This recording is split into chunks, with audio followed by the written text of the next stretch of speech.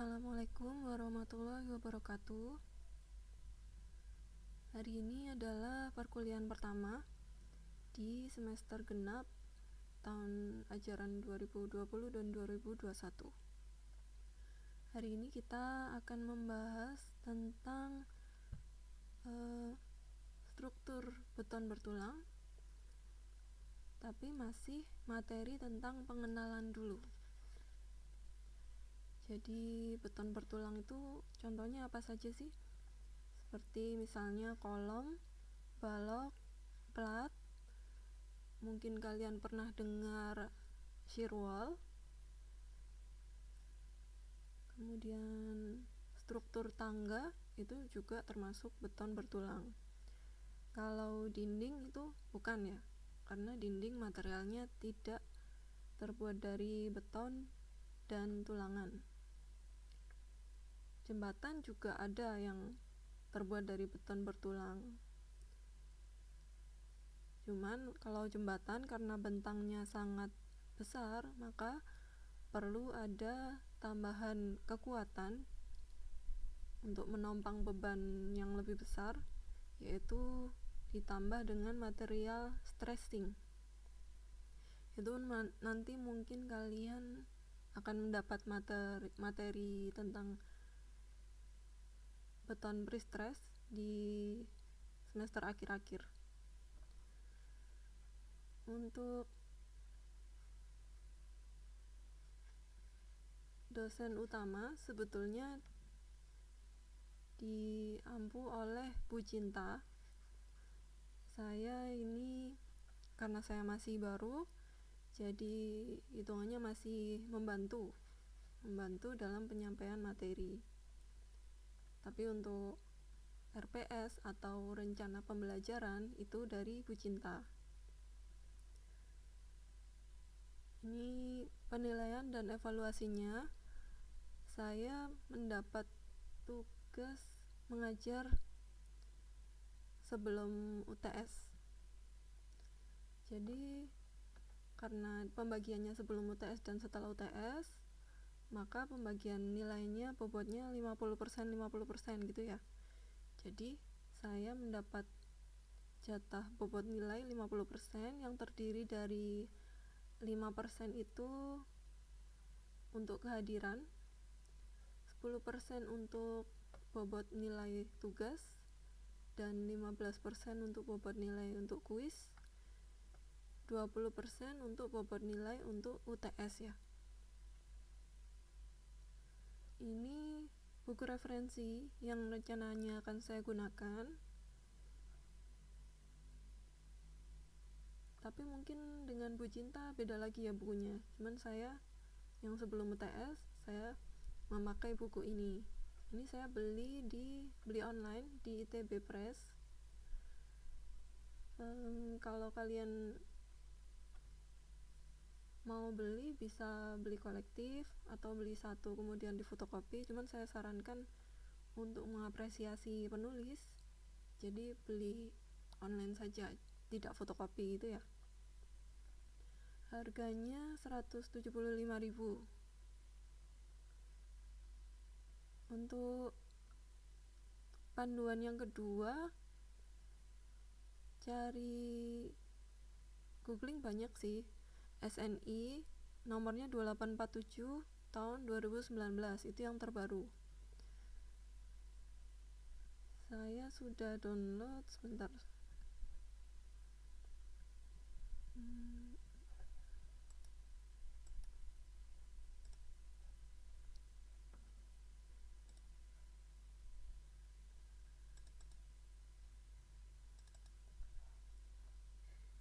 Nah,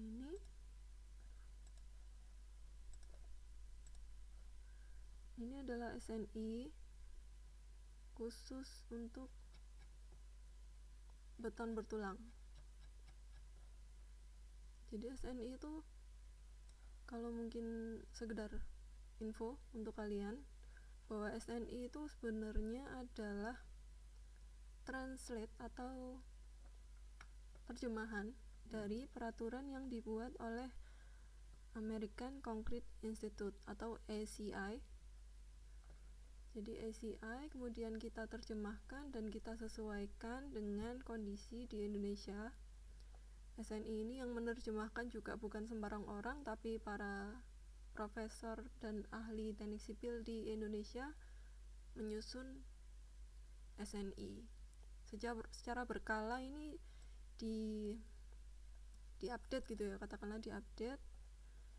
Yang terbaru adalah tahun 2019.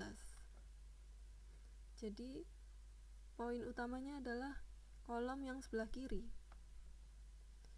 Di sebelah kiri ini adalah yang poin utama, yang di sebelah kanan hanya merupakan penjelasan saja. Penjelasan yang mungkin perlu diketahui oleh pembaca. Jadi SNI utamanya adalah yang di sebelah kiri. Ini bisa dilihat, dibaca-baca, karena ini ibaratnya buku panduan penting bagi seorang teknik sipil dalam merencanakan struktur.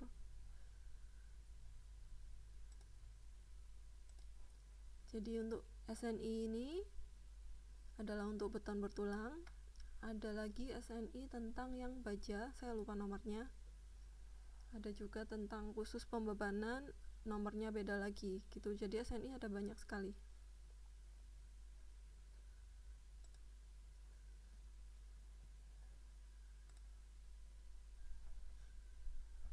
Mengapa penting untuk dipelajari? Nah, ini kalau kita lihat ada banyak kejadian ya tentang kegagalan elemen struktur. Elemen struktur itu apa saja sih? Elemen. Namanya elemen itu kan berarti kayak bagian gitu. Jadi elemen struktur tuh contohnya kolom, kemudian ini ada balok, ini plat, ya ada plat. Kegagalannya itu kalau kita lihat seperti ini ya, ini ada kolom yang mau bergeser, mau runtuh gitu ya, cuman masih tertahan karena masih ada tulangan yang menariknya. Gambar kedua ini juga, ini sudah lebih hancur lagi. Ini kalau kita lihat tidak ada tulangan sengkang yang terpasang.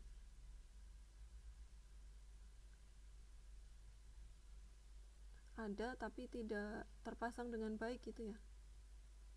Tulangan sengkangnya entah berjarak berapa ini.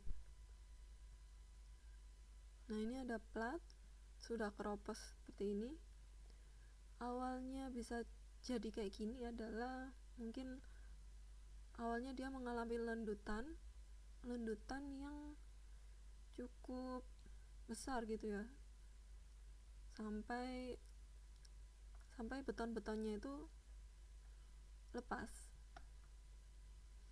Kemudian kalau selimut beton sudah lepas, maka tulangan akan terekspos dengan udara, yang di Indonesia ini udaranya adalah cenderung lembab. Maka tulangan sudah pasti cepat berkarat. Nah, balok juga sama. Ini awalnya mungkin mengalami lendutan yang ekstrim, kemudian selimut betonnya ini lepas dan tulangan jadi terekspos, kemudian berkarat. Dari kegagalan elemen-elemen tadi, yang paling krusial itu sebenarnya kegagalan pada kolom. Jadi kalau sebisa mungkin kolom itu jangan sampai mengalami kegagalan struktur. Dalam hal desain atau dalam hal pelaksanaan, itu kolom harus betul-betul dikontrol. Kalau kolom sudah mengalami kegagalan struktur, maka struktur keseluruhan pasti akan ikut runtuh. Kita lihat gambar yang kedua. Kalau hal ini terjadi, maka bangunan akan roboh ya. Gambar yang pertama juga ini sudah tidak nampak wujud aslinya. Kalau hal ini sudah terjadi, maka banyak korban jiwa yang tidak selamat. Jadi saya harap kalian paham kenapa struktur beton bertulang ini penting untuk dipelajari, sangat amat penting untuk dipelajari. Dan nantinya ketika kalian sudah bekerja di lapangan, kalian bisa mengaplikasikan ilmu yang kalian miliki ini. Tujuannya adalah untuk menyelamatkan banyak nyawa dalam satu waktu. Jadi ingat ya, ini tujuan yang amat sangat mulia.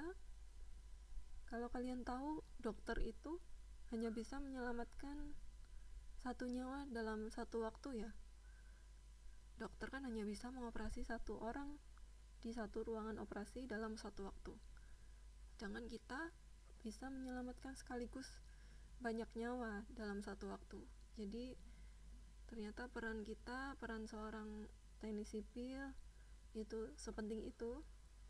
Jadi harus fokus nantinya kalian dalam mempelajari struktur beton bertulang ini. Jangan malas, karena ini merupakan amanah ya yang mulia.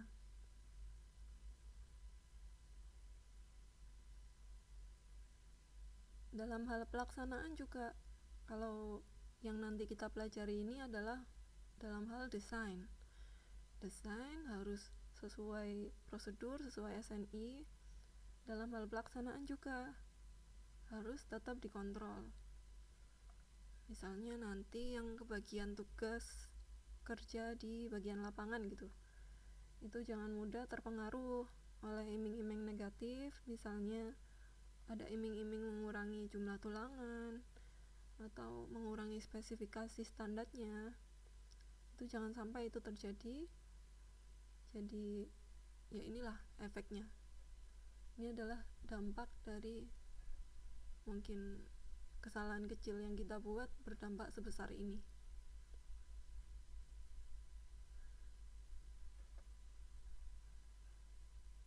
Ini adalah sifat-sifat beton, bisa dibaca sendiri ya. Beton itu campuran dari material ini, ada bahan-bahan tambahan. Nanti mungkin di teknologi material mungkin kalian bisa dapat materi bahan-bahan tambahan yang bisa ditambahkan pada beton untuk meningkatkan workability atau durability. Workability itu kemudahan pengerjaan. Jadi kalau betonnya kayak susah dituang, itu kan workability-nya artinya buruk. Nah, untuk meningkatkan itu perlu ada campuran. Durability itu ketahanannya. Misalnya ada struktur beton yang dibangun di tepi laut. Laut kan memiliki sifat asam karena mengandung uap dari garam-garam laut gitu. Atau struktur beton yang dibangun di daerah yang banyak bahan kimia, misalnya di pabrik-pabrik kimia gitu ya. Di Gresik itu kan ada namanya petrokimia, itu mengandung bahan-bahan kimia yang dimana-mana bahan kimia itu selain berdampak pada manusianya, dia juga ternyata berdampak pada beton. Jadi beton-beton yang dibangun di daerah yang banyak kandungan kimianya itu lebih cepat rusak, maka perlu campuran tertentu.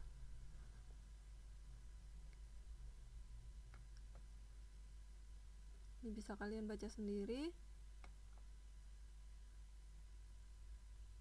Nah, sifat material beton yang paling utama adalah dia tuh memiliki sifat getas. Getas itu mungkin bisa dilihat di gambar yang pertama ini. Ada orang bunuh diri ya. Jadi getas itu artinya beton mudah patah. Bahkan ini hanya dengan satu pukulan ya. Patah yang langsung retak gitu. Atau kalau kalian punya penggaris yang bening, itu kalian patahkan kan dengan semudah itu langsung patah gitu ya. Nah itu adalah contoh sifat getas. Jadi mudah retak, mudah patah. Kemudian sifat yang kedua, kuat terhadap tekan. Dikatakan kuat atau lemah itu dari hasil tes. Jadi kita nggak boleh, oh beton ini kuat hanya dengan dilihat saja gitu ya, atau beton ini lemah hanya dengan dilihat pakai mata. Itu tidak boleh, karena kuat atau lemahnya adalah dari hasil tes. Hasil tes itu di gambar yang paling kanan kita lihat ada alat tes beton. Kalau kalian mau jalan-jalan ke lab beton, pasti kalian melihat alat ini, alat yang kanan ini. Ini untuk mengetes tekan beton silinder. Dari hasil tes dari alat ini nanti akan ada dial yang bisa dibaca atau ada angka yang bisa dibaca pada tes ini. Jadi alat ini sistemnya adalah diberikan gaya tekan. Beton silinder ini yang di tengah alat ditekan dengan gaya tertentu. Diberikan gaya dari kecil dan semakin besar, semakin besar, semakin besar, sampai beton mengalami retak atau hampir hancur gitu. Kalau beton sudah retak atau hampir hancur, itu otomatis berhenti menekan. Nah, angka-angka ini, gaya tekanan tadi dengan penurunan yang dialami beton nanti akan membentuk kurva. Nanti saja. Sekarang kita mau membahas itu kuat terhadap tekan. Tadi kan gayanya berupa gaya tekan. Nah, sekarang lemah terhadap tarik. Kenapa dibilang lemah dan tes tarik itu seperti apa? Tes tarik itu adalah beton silinder ditidurkan, kemudian sama ditekan. Jadi ditekan tapi betonnya ditidurkan, maka ini adalah tes tarik beton.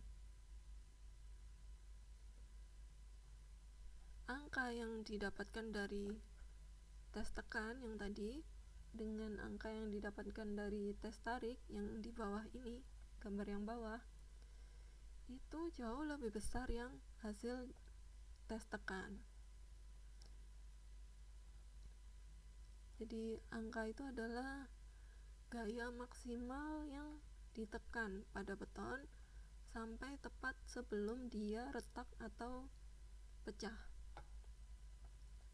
Jadi ternyata yang di kanan itu gaya tekannya besar, sangat amat besar sampai dia akhirnya bisa pecah.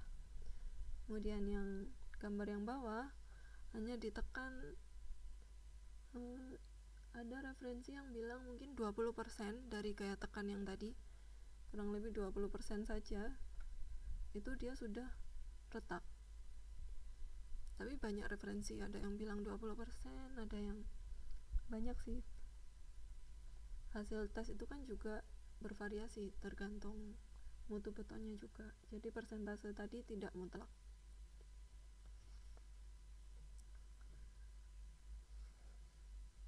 Ini adalah benda uji silinder yang standarnya berdasarkan standar ASTM nomor C172. ASTM kita tidak memerlukan dalam mata kuliah ini sekedar informasi saja bahwa ukuran standarnya ini. Nah, untuk penulisan mutu beton, nanti di proyek kalian akan sering menjumpai mutu beton K300, K400, K500. K itu artinya hasil tes benda uji kubus. Nah, ini kan kita lihat silinder ya, padahal K itu adalah hasil tes benda uji kubus. Masih ada proyek-proyek yang menggunakan benda uji kubus, tapi seharusnya sebagian besar sih mungkin sudah pakai SNI ya, standar SNI, standar ASTM itu benda ujinya silinder. Kalau benda uji silinder, hasil tes tekannya disimbolkan dengan F aksensi sekian MPa gitu. Hasil tes benda uji silinder disimbolkan dengan F aksensi. Nah, K400 misalnya dijadikan F aksensi, itu jadi berapa? Ternyata ada konversinya. Jadi kalau kubus, tergantung ukuran kubusnya, kebanyakan yang 15 kali 15 kali 15 cm. Itu perbandingan kuat tekannya 1. Kalau mau dijadikan silinder, maka dikali dengan 0,83. Jadi kalau ini K400, F aksensinya jadi berapa? Berarti 400 dikali 0,83 gitu. K300 berapa F aksensinya? Maka F aksensinya adalah 300 dikali 0,83.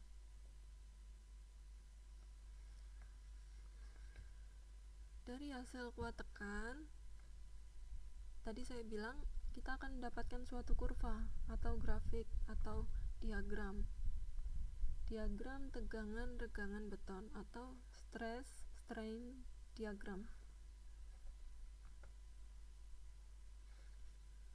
Ini adalah stress tegangan yang kanan, dan yang bawah ini ada seperti angka 3, itu adalah strain atau regangan. Stress strain diagram bersifat linier pada area dari 0 sampai dengan sekitar 30% sampai 50% dari F aksensi. Jadi ini kisaran antara 0,3 sampai 0,5. Dari bawah sampai ke kisaran itu tadi, garisnya linier atau lurus. Ada referensi yang menganggap batas elastisnya adalah 45% atau 0,45 F aksensi. Itu batas untuk garis merah. Linier itu artinya beton bersifat elastis.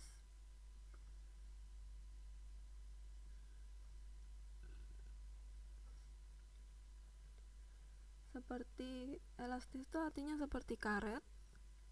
Jadi ketika karet seperti slime gitu, slime ketika ditekan kemudian tekanan dilepas, maka akan kembali ke bentuk semula, benar-benar kembali, tidak ada sisa-sisa masih kempes gitu. Itu adalah sifatnya elastis. Atau seperti karet ditarik kemudian dilepas, panjangnya masih tetap ke panjang semula. Oh ya, ini ada di puncaknya, ini ada F aksensi. Jadi itu adalah kekuatan tekan ultimate atau F aksensi.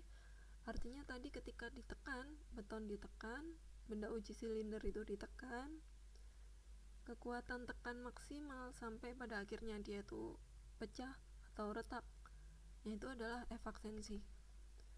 Tercapai pada regangan, biasanya pada regangannya 0,002.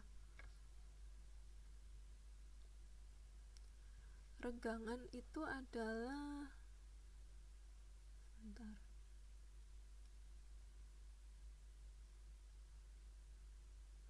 di sini saya lupa menampilkan rumus regangan. Regangan itu adalah misalnya panjang awalnya 1 meter, kemudian ditarik panjangnya menjadi misalnya bertambah 10 cm gitu ya. Awalnya 1 meter bertambah 10 cm, artinya bertambah 10%. Jadi regangan itu rumusnya perubahan panjang dibagi dengan panjang awal. Perubahan panjangnya berapa? Yang tadi bertambah panjang 10 cm. 10 cm dibagi dengan panjang awalnya 100 cm atau 1 meter. Jadi 10/100 sama dengan 0,1. Itu adalah regangan. Tapi kalau seelastis itu kan bukan beton ya. Kalau beton kan lebih kaku, maka regangannya cukup kecil, hanya 0,002. Jadi perubahan panjang dibagi dengan panjang awal. Itu adalah rumus regangan.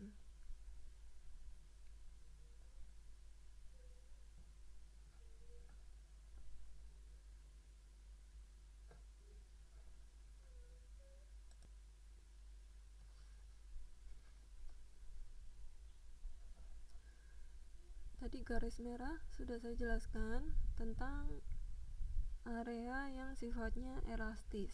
Nah, sekarang kita akan membahas garis biru. Garis biru ini adalah fase setelah melewati fase yang tadi. Fase yang berkisar antara tegangannya berkisar antara 30-50% dari efaksensi. Nah, setelah melewati fase di atas, retak lekatan sudah mulai terbentuk. Jadi retak yang tidak bisa dilihat dengan kasat mata gitu. Selanjutnya di garis hijau, nah ini mulai terbentuk garis yang tidak linear. Garis hijau ini sudah mulai melengkung. Nah, kalau sudah melengkung begini artinya stress strain diagram tersebut atau material beton tersebut sudah bersifat non-linear. Pada area sekitar berkisar antara 75% sampai 90% dari efaksensi. Pada fase ini, retak itu sudah semakin menjalar. Jadi sudah semakin terlihat gitu retak-retak kecil.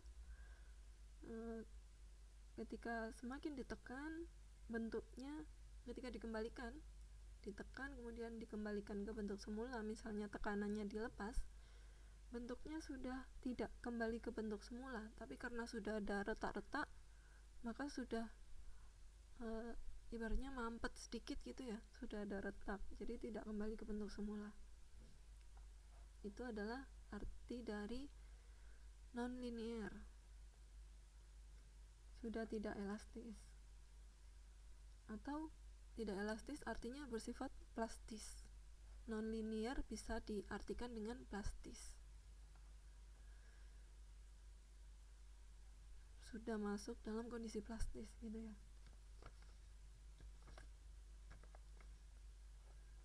Tegangan itu apa? Tegangan itu adalah gaya tekan dari beton dibagi dengan luas penampang. Luas penampang kalau yang ditekan berbentuk silinder, maka luas penampangnya berbentuk lingkaran. Jadi luas lingkaran dari yang tadi benda uji. Jadi gayanya tekanan dari alat tekan dibagi dengan luas lingkaran dari benda uji. Satuannya apa?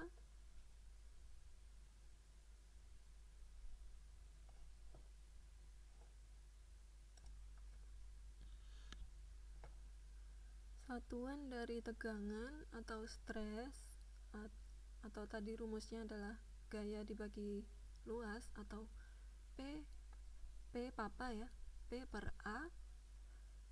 Satuannya adalah P itu apa? Ada kilogram atau newton gitu, dibagi dengan A, luasannya bisa cm persegi atau milimeter persegi gitu.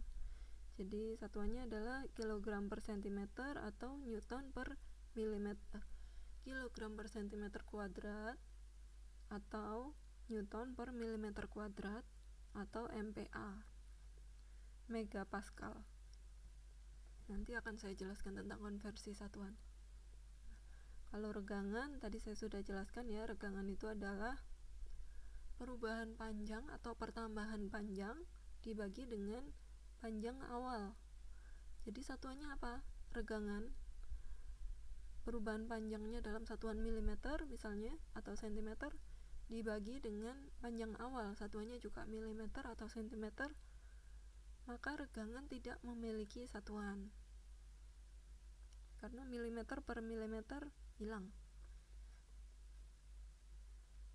Jadi regangan tidak punya satuan. Selanjutnya,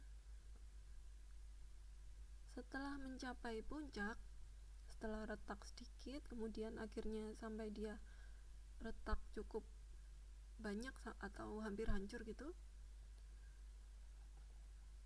dilanjutkan dengan fase yang garis pink ini.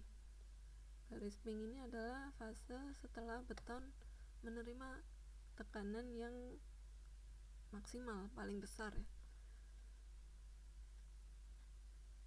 Sesaat sebelum mengalami keruntuhan atau sekitar 85% dari F aksensi, itu regangannya terus meningkat sampai akhirnya di batas retak, batas regangan retak atau batasnya itu adalah 0,003. Di batas ini beton akhirnya betul-betul putus gitu. Jadi betul-betul sudah putus atau hancur. Nah, setelah beton hancur, setelah melewati regangan 0,003 sampai kurang lebih 0,004 ini, untuk perhitungan diasumsikan regangan ultimate-nya hanya 0,003 saja. Jadi yang 0,004 ini sudah tidak dianggap karena di sini saja dia sudah putus, di 0,003 itu sudah putus. Nah, ini regangan itu disimbolkan dengan dinamakan epsilon ya. Epsilon Cu itu nanti ada masuk ke rumus perhitungan. Jadi yang perlu kalian tahu adalah variabelnya apa saja, variabel efaksensi dan epsilon Cu yang 0,03. Kemudian ini ada 0,02, itu beda-beda sih, ada yang epsilon 0 atau epsilon C, beda buku, beda simbol. Tapi yang penting 0,002 adalah regangan ketika dia mengalami F aksensi tepat di puncak kurva. Ini adalah diagram tegangan regangan beton di berbagai mutu. Ini F aksensi, satuannya KSI.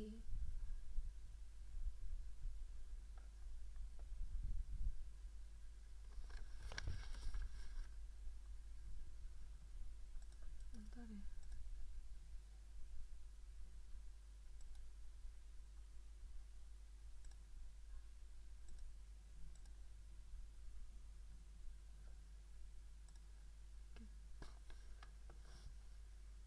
Kalau kita lihat dari berbagai diagram tegangan regangan ini, kalau kita lihat makin rendah F aksensinya, ini hanya 1 KSI, dan dibandingkan dengan F aksensi yang 6 ini,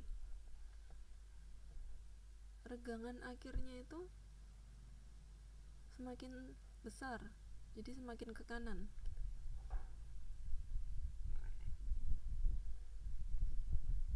Kemudian makin tinggi F aksensi, regangan putusnya semakin kecil, semakin ke kiri ya.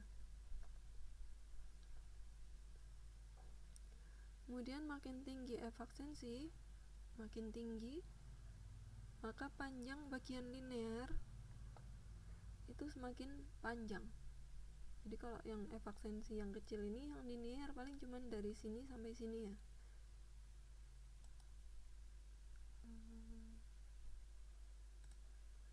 Dari sini sampai sini aja.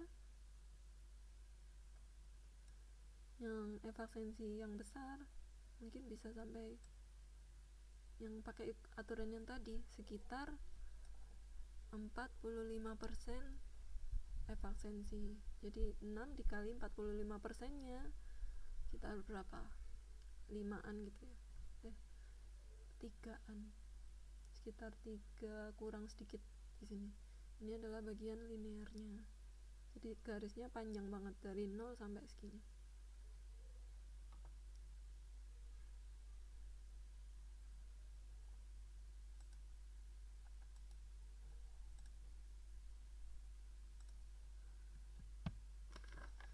Selanjutnya untuk material properties beton. Material properties itu properties penampang, artinya sifat-sifat dari beton. Sifat-sifat seperti yang tadi sudah kita bahas, yaitu kekuatan tekan. Kuat tekan itu adalah efaksensi. Efaksensi saya tadi bilang satuannya bisa MPa atau kilogram per cm².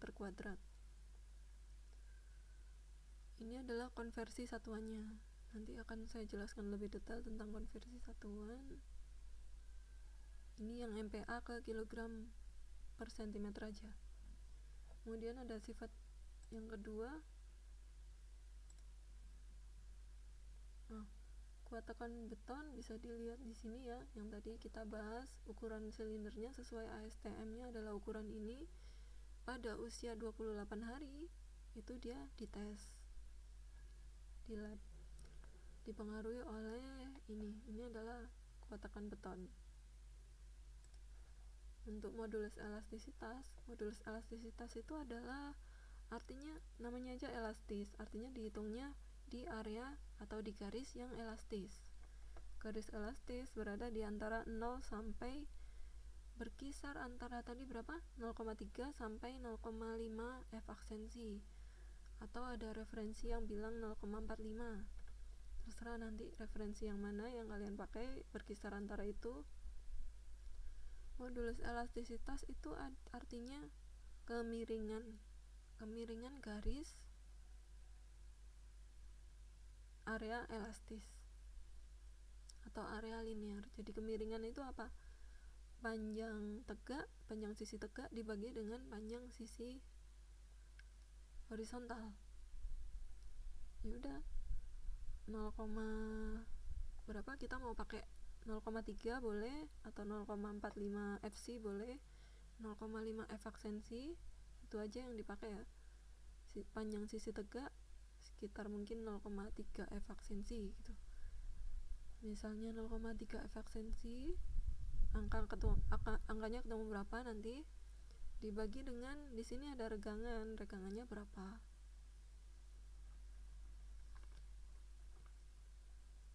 Seperti rumus tangan gitu ya, tangan dari alfa, rumus tangan alfa tegak per sisi horizontal. Jadi itu adalah modulus elastisitas.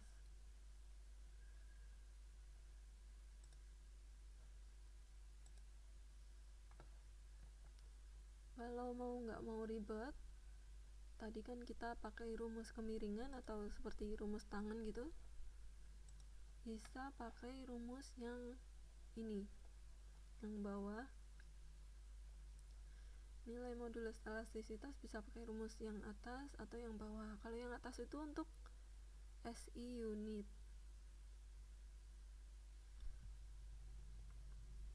SI unit itu contohnya meter, kilogram, liter gitu. Liter kan desimeter kubik. Jadi intinya meter atau kilogram, SI unit.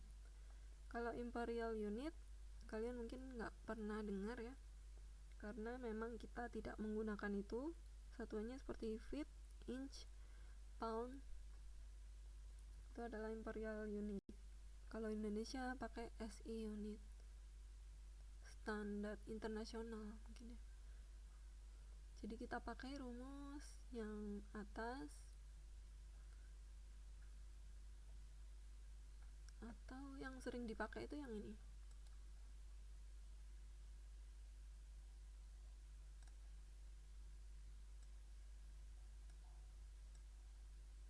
Ini dihafal aja.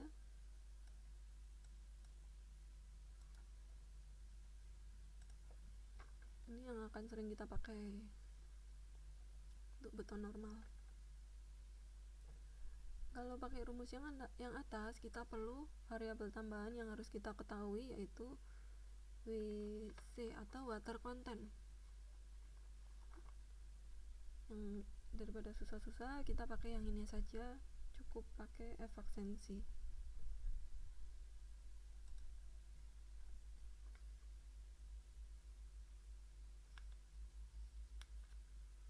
Untuk Poisson ratio itu adalah rumusnya, simbolnya seperti ini.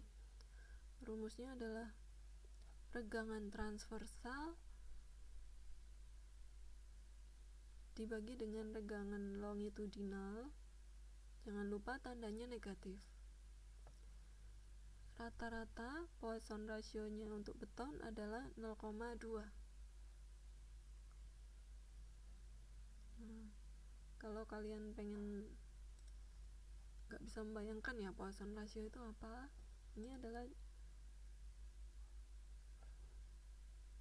simulasi bahwa beton itu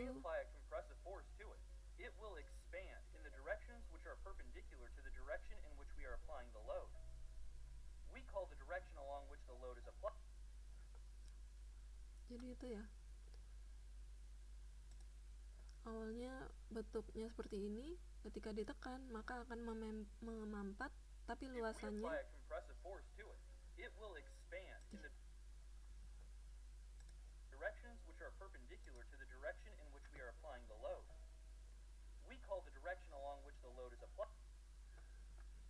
jadi awalnya mungkin agak panjang, ditekan dia memendek, tapi luasannya menjadi lebih besar, luasannya menjadi lebih lebar gitu. Itu adalah definisi dari Poisson ratio.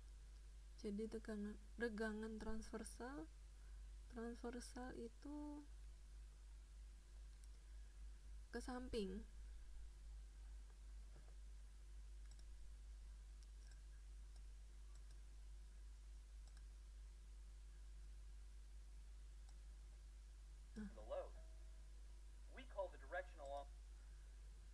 Regangan transversal artinya regangan yang ke arah samping. Regangan longitudinal artinya regangan yang arah memanjang.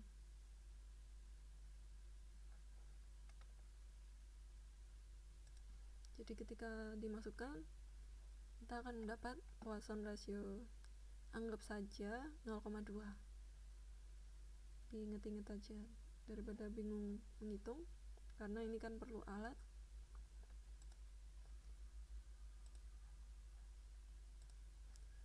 Selanjutnya, material properties beton ada juga susut. Susut itu sifat yang namanya susut artinya menyusut ya, bahasa Inggrisnya shrinkage, atau diakibatkan oleh berkurangnya volume beton karena kehilangan kandungan air.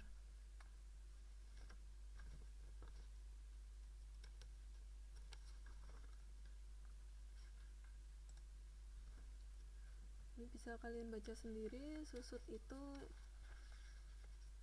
berkisar antara ini.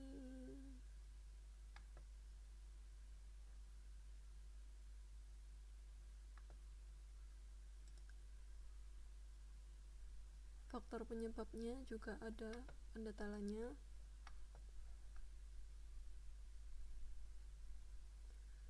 Cuman dalam analisa desain, sebenarnya susut itu hampir tidak pernah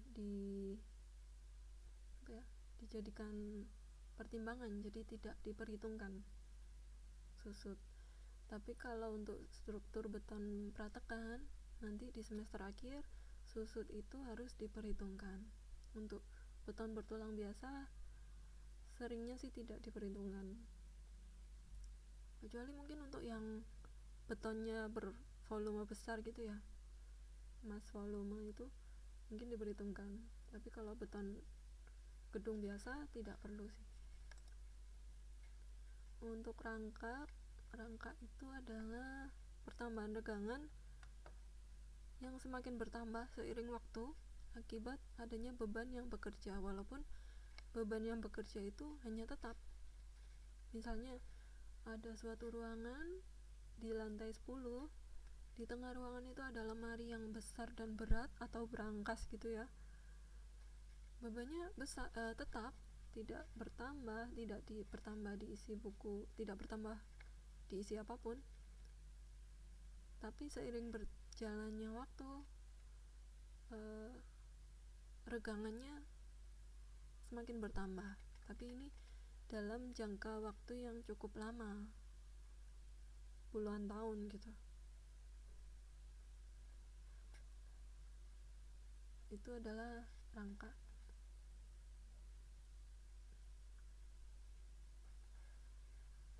Jadi regangan deformasi awal yang tadi adalah regangan elastis, yang epsilon tadi seperti angka 3 kebalik tadi itu regangan elastis. Kalau regangan akibat beban yang sama seiring berjalannya waktu disebut regangan rangka.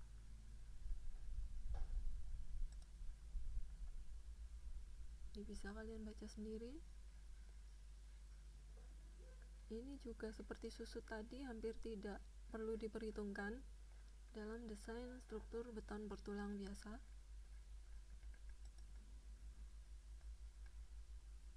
Kalau untuk beton prategang perlu diperhitungkan. Kuat tarik atau kuat lentur dinotasikan dengan FR.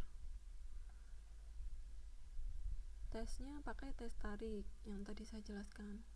Kalau kuat geser atau dinotasikan dengan FSB, tesnya seperti ini. Jadi dibentuk seperti balok, ditekan. Ini tapi tes geser, tapi sama sih. Ini mungkin materialnya kayu ya, tapi untuk beton pun sama, tes gesernya seperti ini. Cuman mungkin alatnya perlu yang lebih besar gitu ya, karena balok kan ukurannya lebih besar.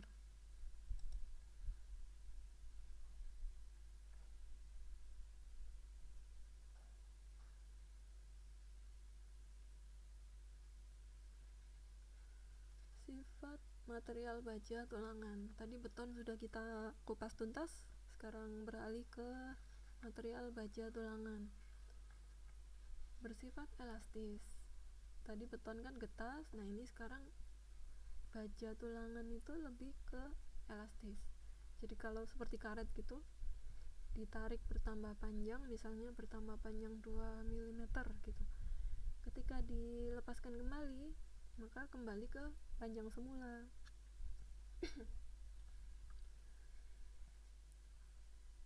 Kemudian beton baja itu kuat terhadap tarik. Kita katakan kuat, lagi-lagi harus berdasarkan angka ya.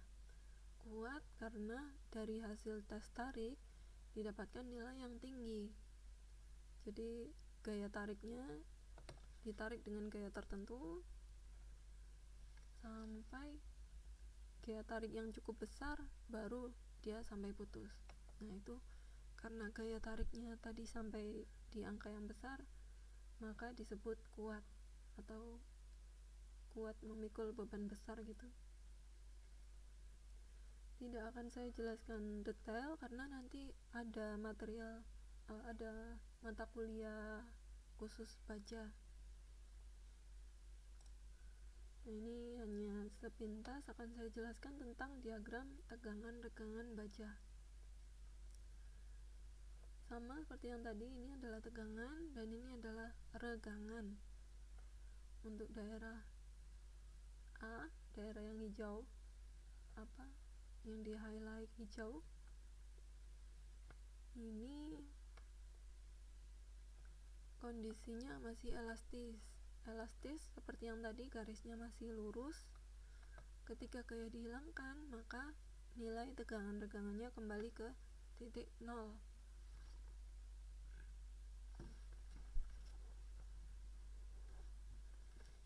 Atau bajanya kembali ke bentuk semula. Nah, itu disebut sebagai deformasi elastis. Pada kondisi ini, deformasi yang terjadi masih cukup sulit dilihat secara langsung karena nilainya sangat kecil. Kemudian ini ada FY, ada titik FY.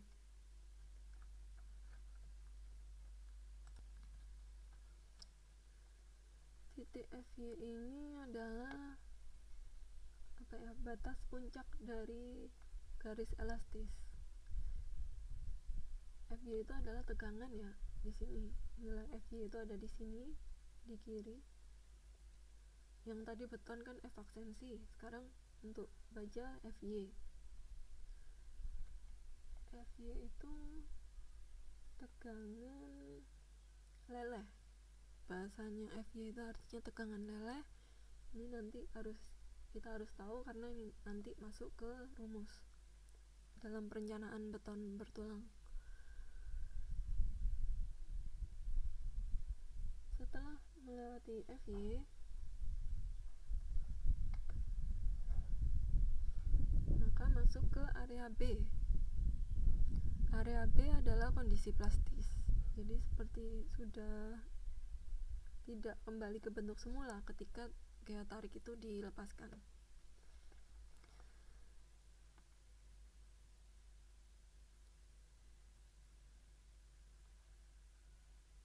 Kenapa tidak kembali ke bentuk semula? Karena pertambahan panjangnya sudah bersifat permanen. Maka ini disebut deformasi plastis.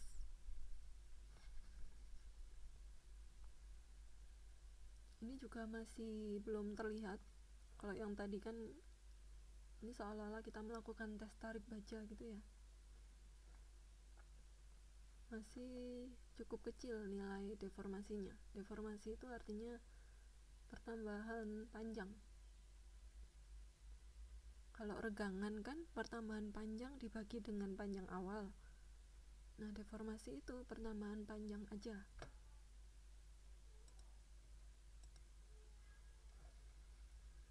Kemudian daerah C, kondisi strain hardening.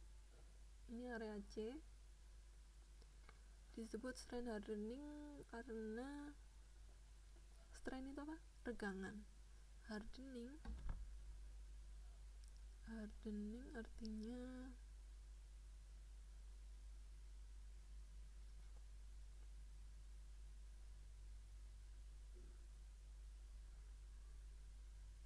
semakin memanjang gitu.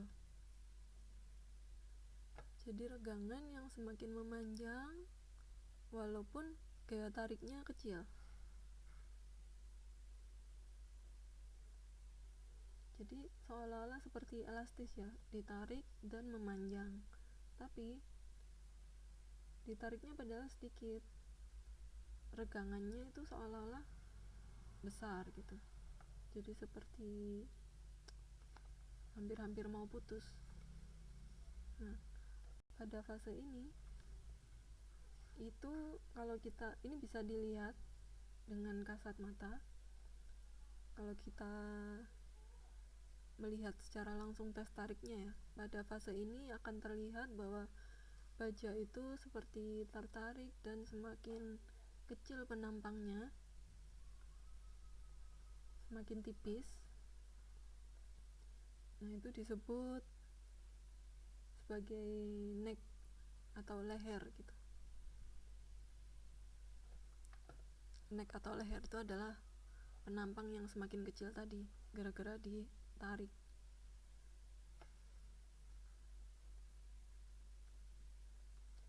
Kemudian akhirnya akan mencapai di fase D. Fase D dibatasi oleh FU. FU adalah nilainya ada di sini di garis tegangan. FU itu adalah tegangan putus. FU juga nantinya akan masuk ke rumus. Jadi kita perlu tahu dua variabel ini, yaitu FY dan FU dari baja. Setelah masuk di batas FU, ini adalah mencapai kondisi putus. Jadi setelah tadi menampangnya semakin kecil, semakin tipis, pada akhirnya dia akan putus. Ketika gaya tarik terus ditingkatkan lagi, maka tegangan akan menurun sehingga seiring dengan peningkatan regangan. Jadi walaupun tegangannya sudah diturunkan, gaya tariknya sudah diturunkan, tapi tetap saja dia meregang, pada akhirnya betul-betul putus. Tapi putus awalnya sudah di titik FO ini.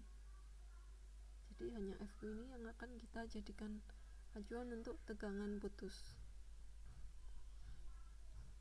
sebelum gaya tariknya tadi diturunkan ya, di titik FO batasnya.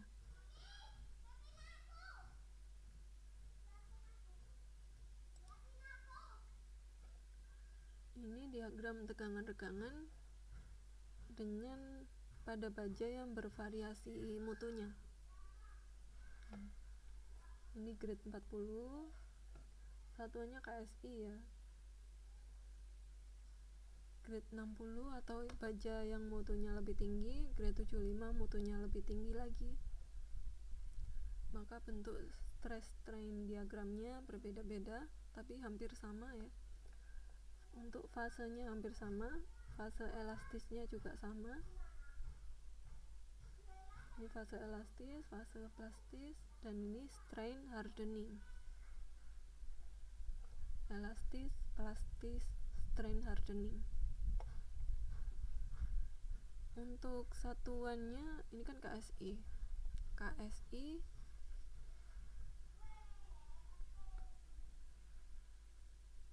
SI itu apa sih? Square inch. Jadi inci pangkat 2 gitu. Kilo square inch. 1 KSI sama dengan 1000 PSI.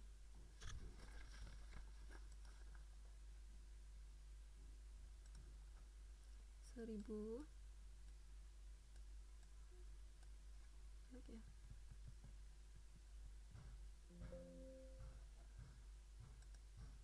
saya tulis di sini aja.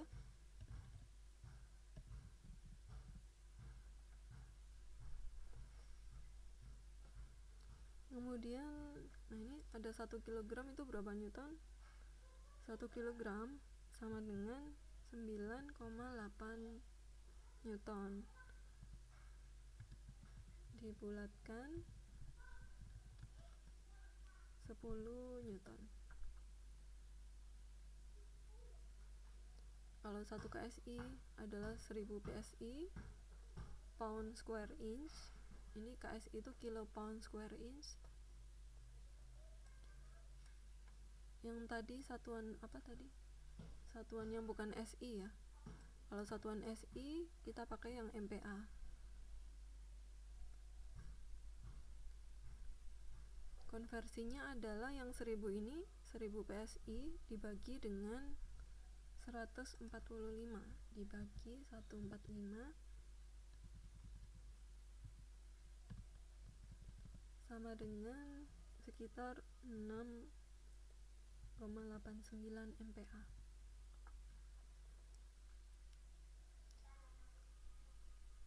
Satu kilogram per sentimeter kuadrat sama dengan berapa newton per milimeter kuadrat?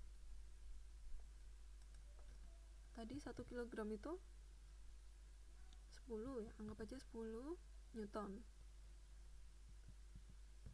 Sentimeter kuadrat ke milimeter kuadrat berapa? 1 cm meter kuadrat, 1 cm kuadrat sama dengan berapa milimeter kuadrat? 100 ya.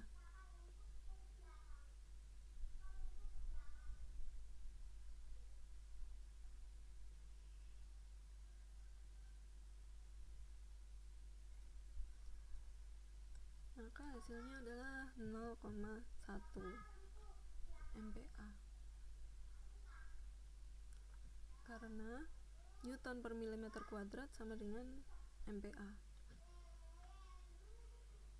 Ini aja, ini 10 aja. 10 kg per centimeter kuadrat sama dengan berapa newton per milimeter kuadrat ini. 10 kg menjadi 100 newton sesuai ketetapan yang ini.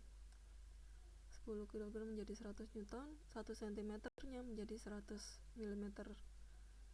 Menjadi hasilnya adalah 1. Newton per milimeter sama dengan MPa.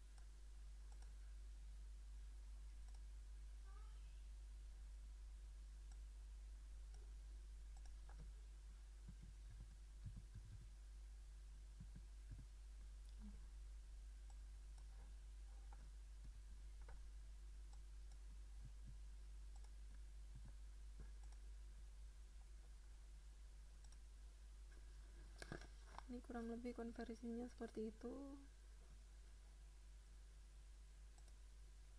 Untuk baja tulangan ada dua jenis, terdiri dari tulangan polos dan tulangan ulir. Mana yang dipakai? Dua-duanya akan dipakai. Nah, yang umumnya kekuatan tarik baja untuk tulangan polos FY-nya sekian, atau yang penting kurang dari 400 MPa. Tulangan polos ini untuk tulangan geser atau sengkang atau tulangan transversal. Ini sama, hanya beda nama. Untuk tulangan ulir, gambarnya yang bawah,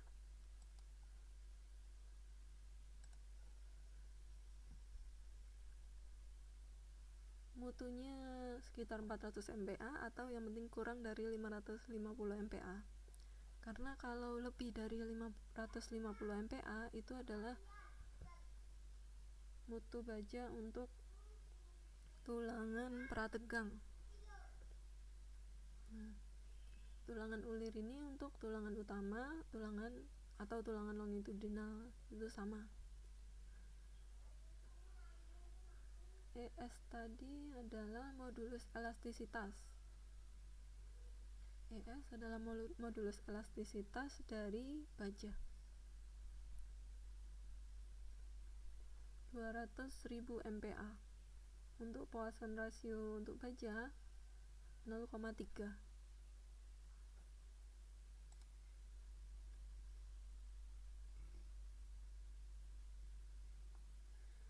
Bisa dilihat, ini bisa dihafal sendiri.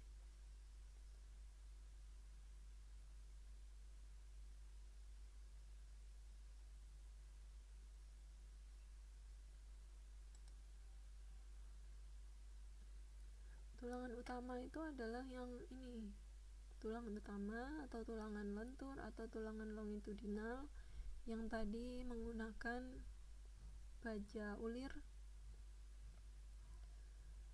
adalah tulangan yang memanjang. Untuk tulangan geser atau tulangan sengkang atau tulangan transversal atau yang tadi kita bahas adalah menggunakan baja yang polos atau BCTP, itu digunakan untuk dipasang seperti ini. S adalah jarak antar tulangan.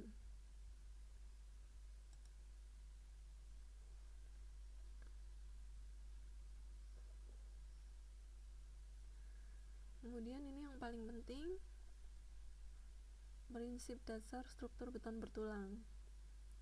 Jadi beton bertulang adalah kombinasi dari beton dan baja,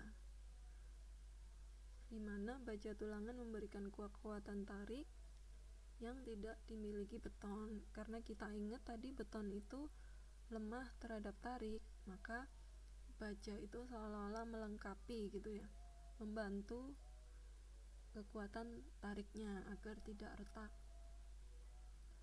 Baja tulangan juga dapat memberikan tambahan kekuatan tekan pada struktur beton. Jadi tadi beton kan kuat terhadap tekan, dengan adanya baja tulangan maka lebih kuat lagi kekuatan tekannya. Ilustrasinya seperti ini ada orang pegang spons, tapi kita misalkan ini tuh balok gitu ya. Kalau ada balok ditekan, maka ini kan ada garis-garis bantunya sebagai ilustrasi. Ketika ditekan, garis bantu ini kita lihat ya. Ketika balok ditekan sesuai arah panah atau mendapat beban luar, misalnya orang yang berdiri di atasnya gitu, balok beton akan berdeformasi. Berdeformasi itu berubah bentuk seperti gambar yang kanan. Kalau kita fokus lihat garis kotak-kotaknya, tadi yang awalnya kotak ini menjadi seperti trapesium gini ya. Kita lihat kotak yang awalnya persegi menjadi seperti trapesium, artinya sisi atasnya mengecil dan sisi bawahnya membesar. Kalau sisinya mengecil artinya dia mengalami tekan gitu ya, atau memampat. Kalau sisi bawahnya meregang artinya mengalami tarik, karena sisi kotaknya ini yang bagian bawah semakin lebar atau tertarik.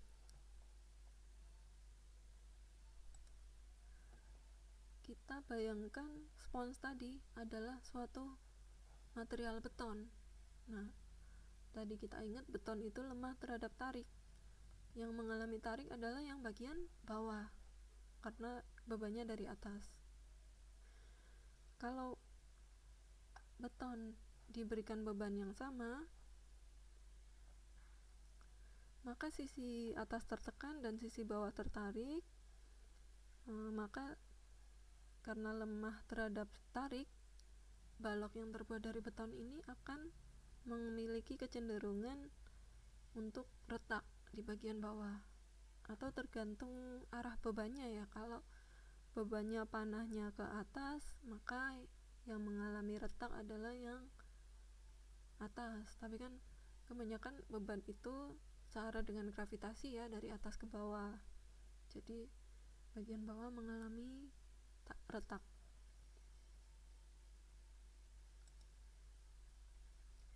Untuk mencegah terjadinya retak pada beton, maka dipasang tulangan dari baja atau yang gambar hitam ini. Makanya retaknya ini menjadi lebih kecil ya, nggak sampai seperti yang gambar sebelumnya sampai sobek, karena ada tulangan baja ini yang menahan, maka hanya timbul retak-retak yang kecil. Karena gaya tarik yang dialami beton akibat beban luar itu diredam atau ditahan oleh tulangan baja. Maka material beton dan tulangan baja menjadi kombinasi yang tepat digunakan, dan itulah yang membuat mereka dinamakan beton bertulang. Semacam kombinasi yang paling ideal untuk menahan beban luar, sehingga gaya tarik dan gaya tekannya mereka menyeimbangkan sehingga tidak sampai terjadi retak atau patah pada balok ini.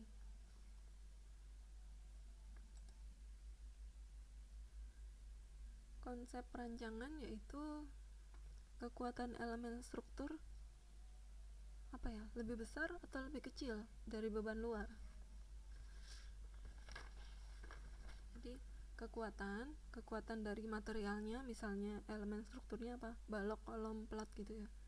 Kekuatan materialnya harus lebih dari beban luar, harus lebih besar.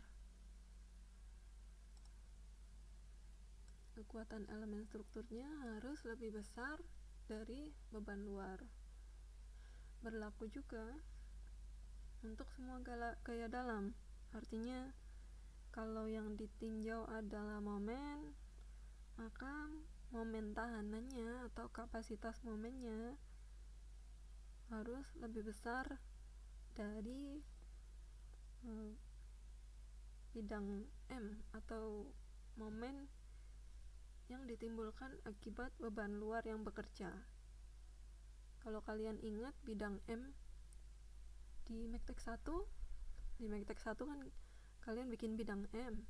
Bidang M itu kan bisa digambar dari beban luar yang bekerja. Misalnya ada suatu struktur diberi beban atau beban merata, kemudian kita bisa menggambar bidang M. Nah, bidang M-nya itu harus lebih kecil nilainya dari kapasitas momen.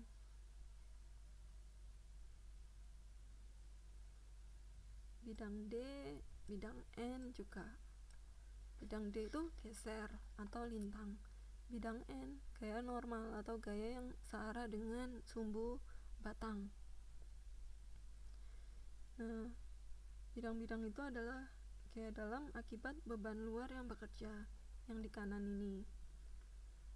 Nantinya di struktur beton bertulang ini kalian akan menghitung kapasitas dari penampang beton bertulang. Jadi kita akan bisa mencari kapasitas momennya, bisa mencari kapasitas gesernya, bisa mencari kapasitas aksialnya gitu. Ini harus lebih besar dari gaya dalam akibat beban luar.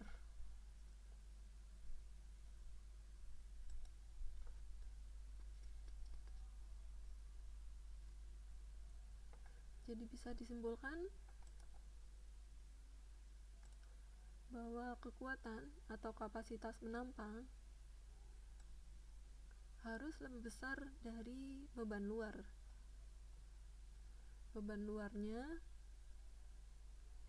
nah ini kita lihat ada V, kita sebut saja V adalah faktor reduksi kekuatan atau tahanan. Jadi ternyata kekuatan yang tadi kita hitung, kekuatan penampangnya, nantinya kan kita bisa hitung kekuatan penampangnya. Kekuatan beton yang sudah ada tulangannya itu kekuatannya berapa sih? Itu ternyata direduksi, dikurangi dan harus lebih besar dari beban luar yang dikalikan dengan alfa. Ada alfa ini adalah faktor beban itu ditambah, misalnya ada 1,2, alfa ini nilainya mungkin 1,2, alfa 2 mungkin 1,4 gitu. Jadi V tadi dikurangi, kekuatan atau kapasitas materialnya dikurangi, tetap harus lebih besar dari beban luar yang diperbesar, yang dikali faktor beban. Itu adalah konsep desain yang harus kita ingat-ingat, bahwa kapasitas itu dikurangi kok harus lebih besar dari beban luar yang diperbesar. Kita lihat V ini faktor reduksi bervariasi sesuai dengan sifat gaya. Untuk gaya lentur V-nya 0,9, untuk gaya geser dan torsi V-nya 0,85. Torsi itu apa? Kayak puntir gitu ya. Geser ya geser. Kalau aksial itu gaya yang searah dengan sumbu batang, seperti gaya normal, jadi searah dengan sumbu batang. Searahnya tarikkah atau tekankah, nah itu faktor reduksinya berbeda. Aksial tekan, tulangannya spiralkah atau tulangan bentuk lain, faktor reduksinya berbeda.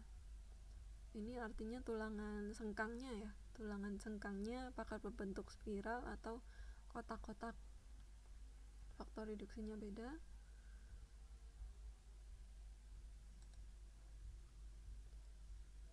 Faktor reduksi dan tadi faktor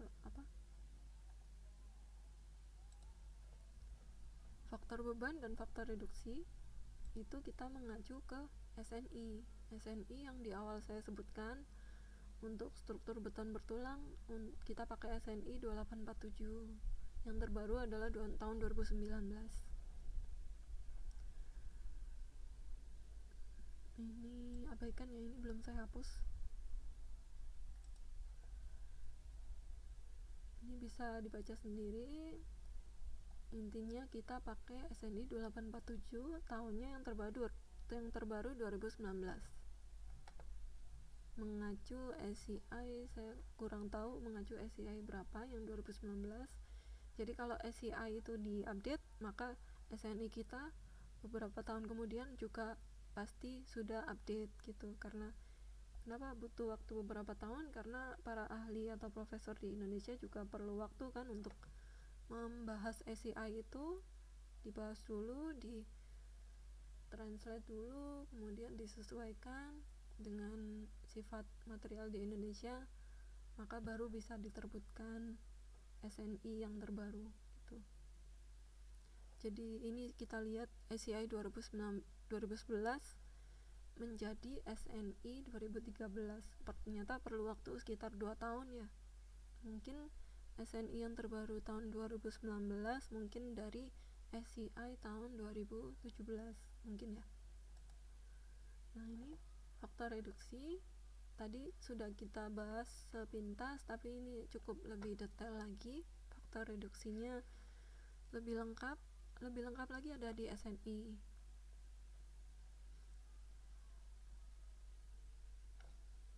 Kita pakai SNI yang 2019 saja ya, tapi mungkin hampir sama sih. Nah, ini adalah faktor beban.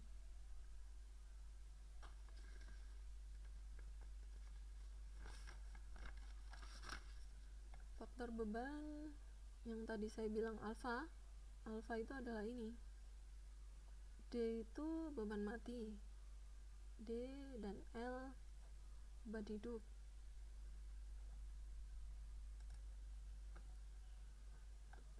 Yang sering dipakai itu kombinasi 1 dan 2 sih, tergantung bentuknya. Kalau struktur gedung yang tinggi mungkin perlu pakai yang kombinasi 3 atau 4. Nah, untuk struktur gedung yang berdiri di wilayah gempa tinggi maka perlu kombinasi yang 5 dan 6. Ini bisa dibaca-baca di SNI-nya. Di SNI itu sangat amat lengkap sama penjelasan juga gitu. Jadi ini adalah faktor beban.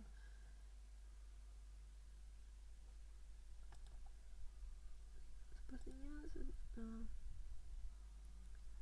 kenapa kok kapasitas dari penampang atau kekuatan dari penampang itu direduksi? Karena untuk memperhitungkan ketidakpastian kekuatan bahan.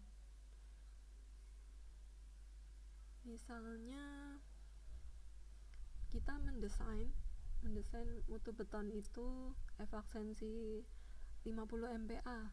Nah, sangat amat mungkin beton yang datang itu nggak tepat 50 MPa, tapi mungkin 47,5 MPa gitu. Nah, itu kan hal yang tidak pasti gitu.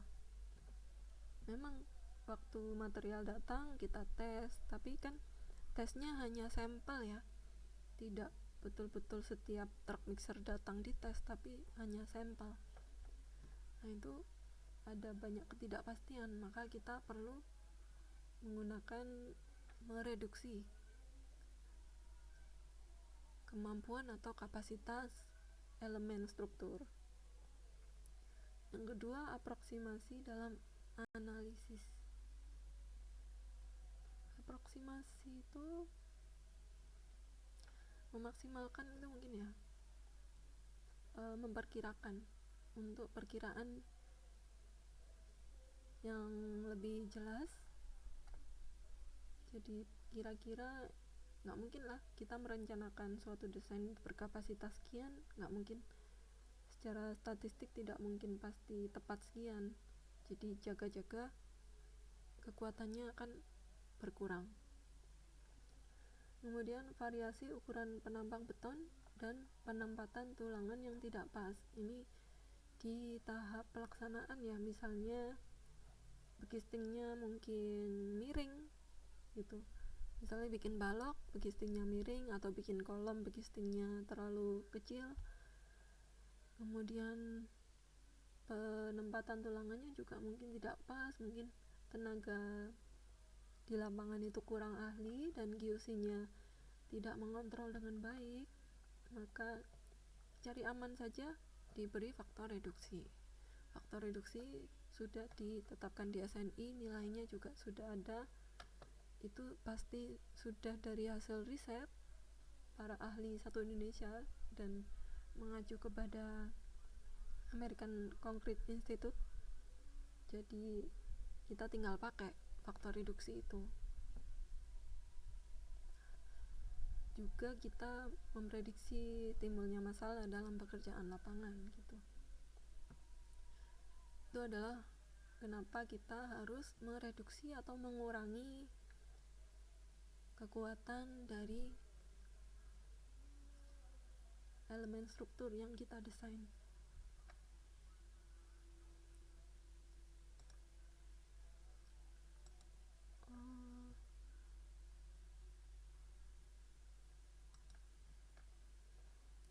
Ini tugas 1. Saya ingin kalian menjelaskan dengan cukup detail, boleh disertakan dengan simulasi atau animasi atau apapun, atau pakai gambar tangan juga boleh, yang penting jelas tentang konsep atau prinsip dasar beton bertulang. Jadi dijelaskan. Kemudian yang saya belum jelaskan hari ini, apa keunggulan dari beton bertulang jika digunakan sebagai material struktur. Selain keunggulan, sebutkan kekurangannya juga. Kemudian sebutkan dan jelaskan faktor yang dapat mengakibatkan kegagalan pada struktur yang dibuat dari beton bertulang. Semua ini dijelaskan, dipresentasikan semenarik mungkin dalam bentuk video berdurasi maksimal 3 menit. Nilai minimalnya saya tetapkan 50, nilai maksimal 100 kalau semua pertanyaan ini sudah terjawab, dan kalau memang sudah detail gitu ya. Kalau kurang detail atau kurang menarik, ya saya kurangi sedikit gitu. Jadi nilai minimalnya 50, yang penting ngumpulin gitu ya. Untuk batas pengumpulannya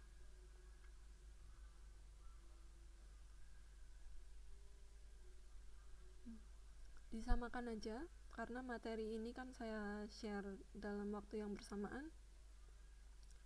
Batas pengumpulannya hari Senin di Google Classroom.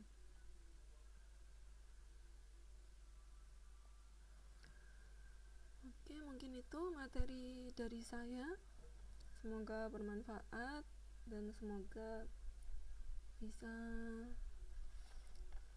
menjadi dasar dalam kita melaksanakan pembelajaran berikutnya.